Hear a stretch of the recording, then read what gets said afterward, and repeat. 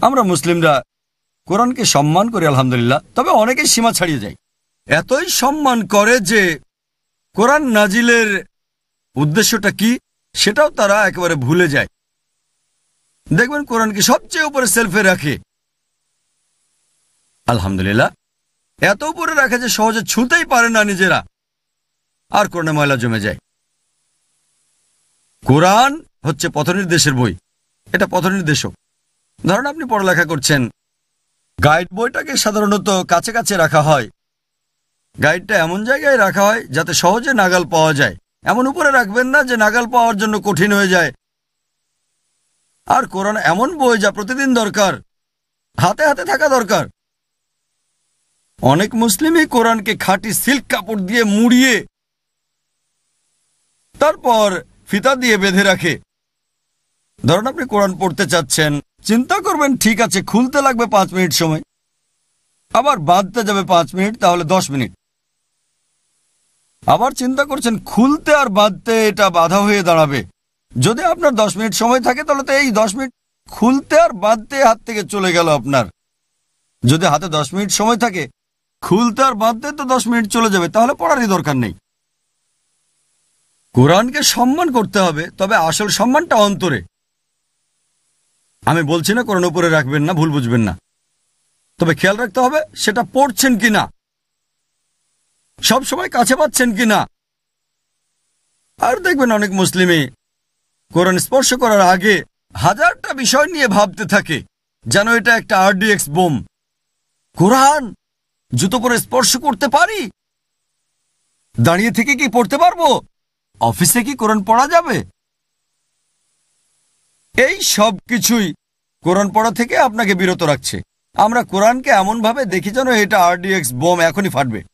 কোরআন পথনির্দেশের বই। এ কারণে আমরা অনেক ইন্ডিয়ান আরবদের উদাহরণ দেই, মাশাআল্লাহ তারা কোরআন পড়ে, যথাযথ সম্মান দেখায়। তবে যেহেতু গাইড বই হাতে নাগালে থাকে, আমরা মুসলিমরা সবচেয়ে উপরে সেলফে রাখি, আর ইন্ডিয়াতে দেখবেন এর উপরে ময়লা পড়ে যায়। খুব কম লোকই পাবেন যারা 5 মিনিট বা 10 মিনিট ব্যয় করে কোরআন পড়ে, কারণ জানেন আপনারা আমাদের মনে অনেক চিন্তা কাজ করে। পড়ার আগে 10 মিনিট দেখি জুতা পড়তে পারবো কিনা, দাঁড়াতে পারবো কিনা, আবার পড়ার আগে টুপি পড়তে হবে, ইত্যাদি ইত্যাদি। দেখেন অনেক বিষয়ই ভালো, তবে জীবনকে এত কঠিন করবেন না যাতে কোরআনের আসল উদ্দেশ্যটাই বাধাগ্রস্ত হয়। আর প্রায় দেখবেন উপসাগরীয় দেশগুলোতে অনেক আরব যখন সালাতের জন্য মসজিদে আসেন, কয়েক মিনিট আগে আসলেই কোরআন পড়েন।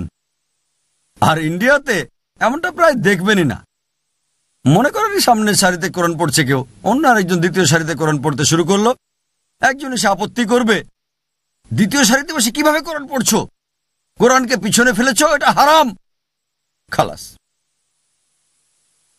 আর যদি মসজিদে বসেন, মনে করেন আপনার বাড়িতে বা মসজিদে যদি ভুল করে কেবলাকে পিছনে রেখে কোরআন পড়া শুরু করেন, ব্যাস ফতোয়া পাবেন হারাম।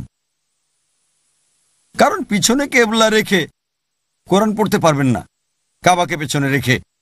অথচ এই কাজগুলো আমি মক্কায় অনেকবার দেখেছি। দেখবেন সেখানে তালিমুল কোরআনের ক্লাস হয়, হিফজ ক্লাস আছে, ছাত্ররা সারি করে বসে, অনেকে অন্যদের পেছনে রাখে যাদের হাতে কোরআন আছে।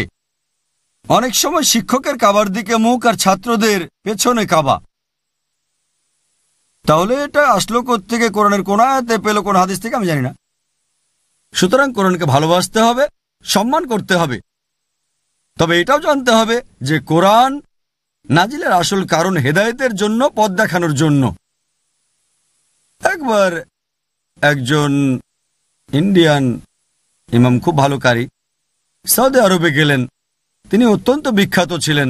যখন মাগরিবের সময় হলো, তারা সেই কারি ইমামকে বলল, আপনি আমাদের নামাজ পড়ান।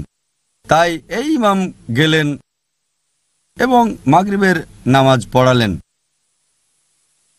তেলাওয়াত করলেন, তারপর নামাজ শেষ করলেন। যখন নামাজ শেষ করলেন, একজন সৌদি তাকে দেখে হাসলেন। তিনি জিজ্ঞেস করলেন যে সমস্যা কি, আমার কেরাতে কোনো ভুল হয়েছে? সৌদি তাকে বললেন, না, আপনার কেরাত খুবই চমৎকার। আমি আশ্চর্য হলাম যে আপনি তেলাওয়াত করলেন সূরা ইউসুফ, ইউসুফ আলাইহিস সালামকে কুয়াতে যে ফেললেন, কিন্তু নামাজ শেষ করার আগে কেন তাকে কুয়া থেকে তুললেন না? এই কাহিনী কেবল তাদেরই বোঝা সম্ভব হবে যারা কোরআন বুঝে পড়ে। যারা কোরআন পড়ে কিন্তু বুঝে পড়ে না, তাদের দ্বারা এটা বোঝা সম্ভব না।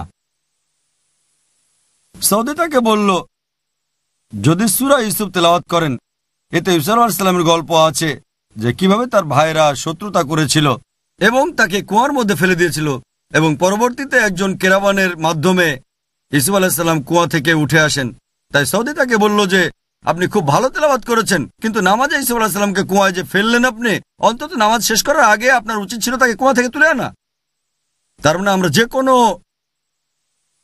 জায়গা থেকেই সূরা পড়ি এবং না বুঝে শেষ করে দেই, কোন স্থানে অর্থটা পূর্ণ হলো না হলো তা দেখি না।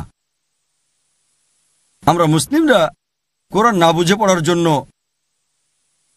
অনেক রকম অজুহাত দাঁড় করাই, আর সব সময় না পড়ার অজুহাত দেখায়। অসংখ্য বই পড়ার সময় আছে, সেগুলো পড়ে মুখস্থ করারও সময় আছে, কিন্তু পবিত্র কোরআন যা সর্বশেষ এবং চূড়ান্ত বার্তা আল্লাহ সুবহানাহু ওয়া তাআলা থেকে, দুর্ভাগ্যজনকভাবে আমরা আমাদের স্রষ্টা আল্লাহ সুবহানাহু ওয়া তাআলার বাণী পড়ার সময় পাই না।